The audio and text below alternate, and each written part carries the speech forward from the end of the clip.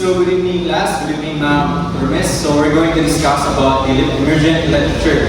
So basically emergent literature talks about the voices of people, the feelings of people, and also cultural identity. So let's say for example, if you're a member of LGBT community, we're going to talk about the community itself. So it is widely known as or LGBT community. So the emergent literature, the purpose of that is to give them freedom of voice, give them strength and encouragement. Therefore, the emergent literature will also focuses the feelings of their voices. Now, if you are in during identity crisis, you are confused about what is your identity, what is your truly purpose in this life. So the emergent literatures also often give people a powerful tone that will also influence other people. So we're going to talk about this emergent literature with different parts and its structure. Essentially, the emergent literature will also give other people a new perspective as the literature emerges. So as the literature grows, there's also a trend that is being discussed, especially nowadays. We're in 21st century, so there's also many more literature that we're going to discuss. So the purpose of this is to enlighten the people. Even though the topic is sensitive, we're going to respect, value, and care for what is our own. So that's why the emergent literature is very important topic. Aside from that, when we're talking about school environment, a teacher will ask a student, what is your purpose? A student will say, my purpose is to graduate college, to give back what my parents gave me. So the emergent literature gives you a voice and a vision that will help other people. So let's say for example, as we all know, LGBT community is also respected. But way back before, it wasn't very, it's very sensitive topic because before they were not respected due to the cultural activity, due to cultural beliefs, religious beliefs, and also criminalization. Why? Because other countries, they do not encourage people to promote homosexuality. Why? The reason why is because of the rules, laws, and their beliefs and cultural practices. Let's say for example, if you are in a religion like Islam, LGBT community or whatever your identity is not allowed due to the beliefs. And one of the examples is that there are also other countries that they do not promote homosexuality because it could be the reason why leading to imprisonment. So that's why the LGBT community before wasn't very didn't become sila known because people mahal sila ba? One stay sila in the closet. This is why the literature will essentially give people a voice to tackle what is right and what is wrong. So hypothetically, people will ask, so if I'm gay, so people respected me. So what I have, so mayroon sila, di sila respect sa outside identity. And somehow, it will lead to distractions and nagubol sa mga tao. This is why emergent literature is very important in this topic. So that is for my part, and my group members will discuss further. So thank you for that wonderful discussion, Jansito. So for now, we will be talking about the key features of the emergent literature. So what is this all about? This focuses on the women's experiences, gender inequality, and the critique of patriarchy. So why is there certain kind of literature? Because of the sudden changes of our world that we need to make more literatures.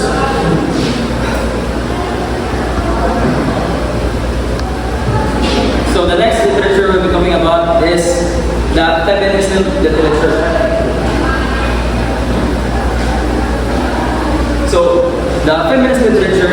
a major component of the emergent literature, focusing on the experiences of women and the challenges they face in the patriarchal society. So, for example, the work of The Color Purple by Alice Walker. Alice Walker made a novel that made a stance on the women's inequality and injustice. So what are the importance of this novel? It acknowledged the world that women can also experience injustice and inequality.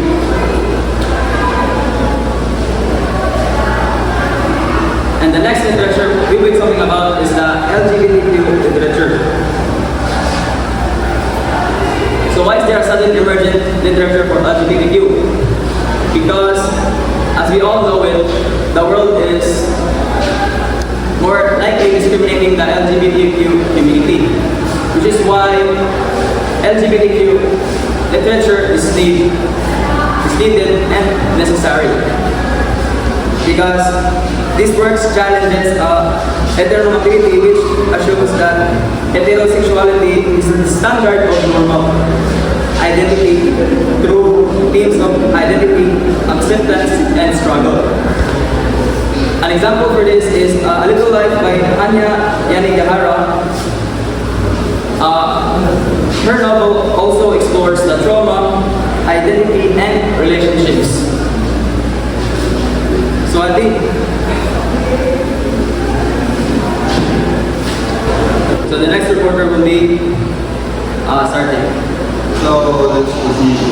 Thank you for that, Mr. Bianca. Let's proceed to the next topic, which is indigenous narratives. Indigenous narratives are one of the part of emergent literature because they center the voices and experience of indigenous people. This work often aim to preserve cultural traditions, languages, and histories we have been threatened by colonization. They also challenge dominant historic narratives that have misinterpreted and erased indigenous perspective. A notable example is Ceremony by Leslie Sito, which explains identity and culture. So, what is indigenous narratives? Indigenous narratives are stories, poems, and other forms of value created by indigenous people.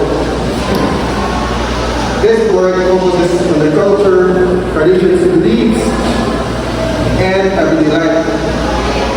One important purpose of indigenous narrative is to give voice to indigenous communities. For a long time, their stories were either not told or were told incorrectly by outsiders. Now, indigenous writers share their own experience and their own words, helping others understand identity and way of life. Another key purpose is cultural preservation. Many indigenous traditions, languages, and beliefs are at risk of disappearing due to colonization and modernization. Through storytelling, these cultures are kept alive and passed on future generations. Indigenous narrative also shows resistance to colonization. They challenge the false and complete stories written in history books and reveal truth about what indigenous people have experienced.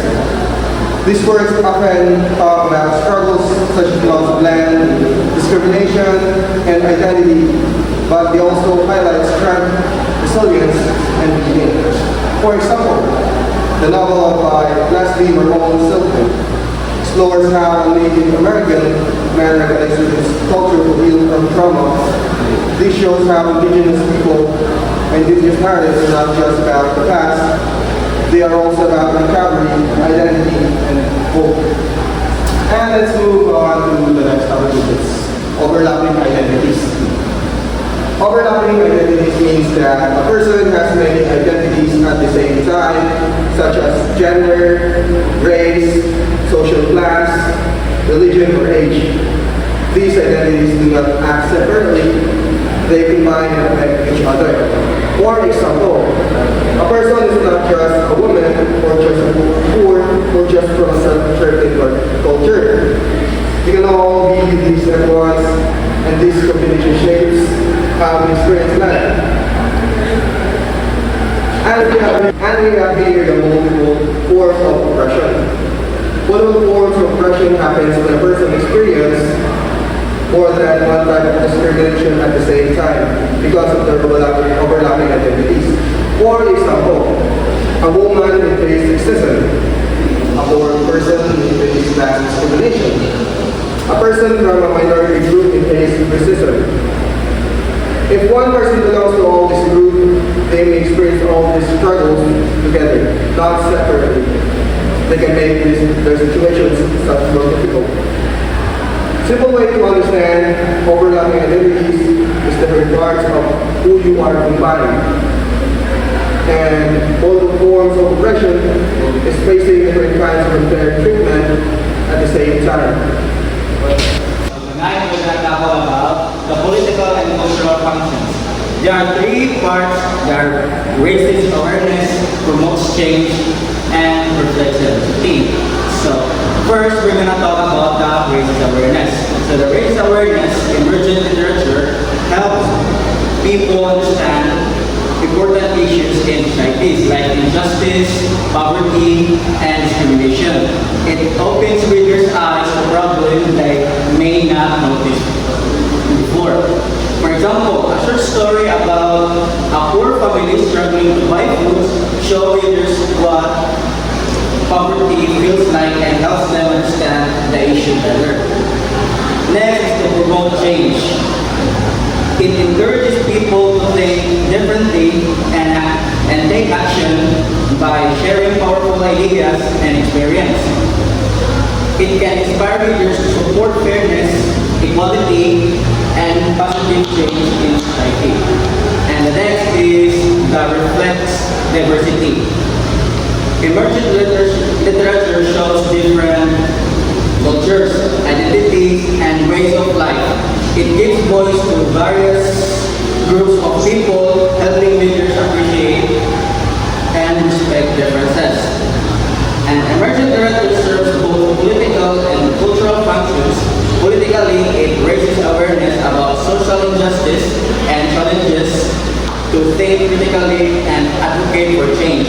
Culturally, it reflects the diversity of human experiences and promotes inclusivity by representing different identities and traditions in the way emergent literature acts for transportation. Next is the Philippine example, and there are also three parts, which is the Filipino identity, works, women's experiences, and war and history. Filipino identity, this focuses on what makes Filipino unique, our beliefs, tradition, values like bayanihan and respect, and our history of colonization and freedom. Emergent literature shows how Filipinos see themselves and their country. Next is women's experiences. This focuses on the lives, struggles, and rules of women in society, such as love, inequality, and independence. And for example of this one is the short story of Dead Stars by Paz Marquez Valdez. Shows a woman's emotional struggle in life and how society affects her choices. And lastly, the war in history. This present the experience of Philippines during wars, showing suffering, bravery, and survival. And one of the examples of this topic is the story of The Mask by Francisco Arzona, reflects the effects of war on the Filipino family, especially on the loss of loved ones. And in the Philippine context, emergent literature can be seen in works that focuses on human experiences, historical struggles, and cultural identity. One example is with The Rainbow Goddess, webbed by Cecilia Marguera Bernard, which explores the impact of war on Filipino women and communities. This shows that emergent literature is not only global, but also deeply rooted in local experiences. And that would be all. Let's proceed to the next reporter. So, in conclusion, we all know that all reporters are doing their reports. We all know that what is emergent literature, right? So, for me, emergent literature, it plays a crucial crucial role in shaping how we understand the literature about society. So it spans the traditional literary or perspective by including voices that have long been excluded. So we all know that emergent literature is not only about presentation, but also about the transformation. Okay? It encourages the readers to become more aware of social issues such as equality, inequality, or discrimination, and also the cultural erasures. So it is our reminders that emergent literature, it reminds us that every voice matters, and that literature is not just a reflection of society, but of course the transcript, and that's all. Thank you. That is for our topic, which is the emergent literature. Thank you and have a good night.